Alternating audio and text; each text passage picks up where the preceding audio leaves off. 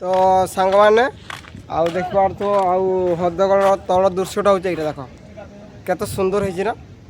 ଆଉ କିଏ ସାଙ୍ଗମାନେ ଆସିଛ କହିବ ନା ବଡ଼ାଙ୍କୁଳିଆ ମାନେ ଯଦି କିଏ ଚାଙ୍ଗୁ ବାଜି ଆସିଥିବ ଏଇଭଳିଆ ଯଦି ବୁଲିକି ଆସିଥିବ ହ୍ରଦଗଡ଼ କହିବ ନା। ଆଉ ଖରାଟା ଗୋଟେ ମେଣ୍ଟିଆର ହେଉଛି ନା ହେଲା। ଆଉ ଏଇ ତଳଟା ଏଇଭଳିଆ ଲାଇନ୍ଟା ଦେଖ କେତେ ସୁନ୍ଦର ଦେଖାହେଉଛି ପଛଆଡ଼େ ପାହାଡ଼ କେମିତି ଦେଖାହେଉଛି ଆଉ ପାଣିଟା କେବଳ ଦୁଇ ଭାଗ ହେଇକି ଯାଇଛି। ମୋତେ ତ ବହୁତ ସୁନ୍ଦର ଲାଗୁଛି ଯାହା କୁହ ଅଛି। ଆଉ ଏଇଟା ଆମର ସାଙ୍ଗରେ ଢେର ଲୋକ ବି ଆସୁଛନ୍ତି ଏଇଟା ଆମେ ଆସିକି ପଛରେ ଫଟୋ ଉଠାଉଛନ୍ତି ନା। ଆଉ ଏଇଟା 2 ଜଣ ଆସୁଛନ୍ତି ଯାଇକିରି ଆମର ଏଠି ନା ଗାଧେଇମୁ ଗାଧେଇ ଯାଇକିରି ଟିକେ ଖାଇ ଖୁଆକି ଦେଇକି ଶୋଇମୁ।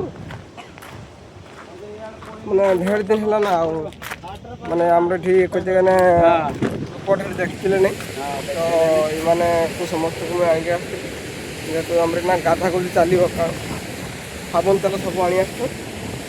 ଗାଧେଇ ଯାଇକିରି ସଙ୍ଗାତ କହୁଥିଲି ଯେ କାଲି ମାନେ ଗଲା କାଲି କହୁଥିଲି ଆମକୁ ଯେ ହ୍ରଦଗଡ଼ ବୁଲେଇକି ନେବୁ ବୋଲି ଯେହେତୁ ତାଙ୍କର ଟିକେ ଅଧିକା କାମ ରହିଗଲା ତେଣୁକରି ସେମାନେ ଆସିପାରିଲେନି।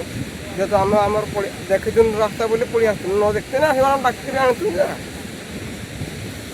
ଏ ପାଣିଟା ଦେଖ ଛିଡ଼ୁଛି କେତେ ବଢ଼ିଆ। ହଁ ଦେଖ ଛିଡ଼ୁ ତ ମୁଁ ଦେଖୁଛି ଦେଖ ମାନେ ଏତେ ସୁନ୍ଦର ଲାଗୁଛି ଦେଖିତେ ସାଙ୍ଗମାନେ ତ ବିଶ୍ୱାସ କରିବନି ବହୁତ ସୁନ୍ଦର ଲାଗୁଛି।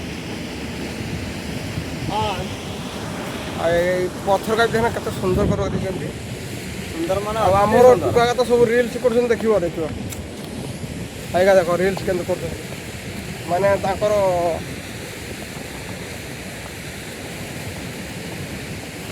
ମାନେ ଜାଗାଟା ନେଇକି ରିଲ୍ସ କରୁଛନ୍ତି। ଆଉ ଆମର ଟୁକା ଅଧେ ଗାଧଉଛନ୍ତି ଅଧିକା ଗାଧଉଛନ୍ତି। ଆଉ ଏଇଟା ଦେଖିପାରୁଛନ୍ତି ନା ଭଲ କରି ଦେଖାଉଛନ୍ତି ଦେଖ ଏଇଟା ହେଉଛି ତାର ତିନିଟା ଗେଟ୍ ହେଲା। ତିନିଟା ଗେଟ୍ରୁ ଗୋଟେ ଗେଟ୍ରେ ପାଣି ଛାଡ଼ିଛି ଆଉ ଛାଡ଼ି ନାହିଁ। ଆଉ ମୁଇଁ ଥର ଆଗରୁ ଆସିଥିଲି ଯେ ସେଇ ରାସ୍ତାରେ ଆସିଥିଲି ସେଇ ରାସ୍ତାରେ ଆସିଥିଲି ବି ଘୁରି ତ ଏଇନା ଟିକେ ଭଲ ହେଇଗଲାନି। ଆଗରୁ ଯେହେତୁ ଟିକେ ଖରାପ ଥିଲା ଏଇନା ଟିକେ ଭଲ ହେଇଗଲାନି। ଆଉ ଆମେ ଏଇନା ଆଜି ଯଦି ଆସିନୁ ଏ ପାହାଡ଼ କଳ ଦେଇକି ଆସିନୁ।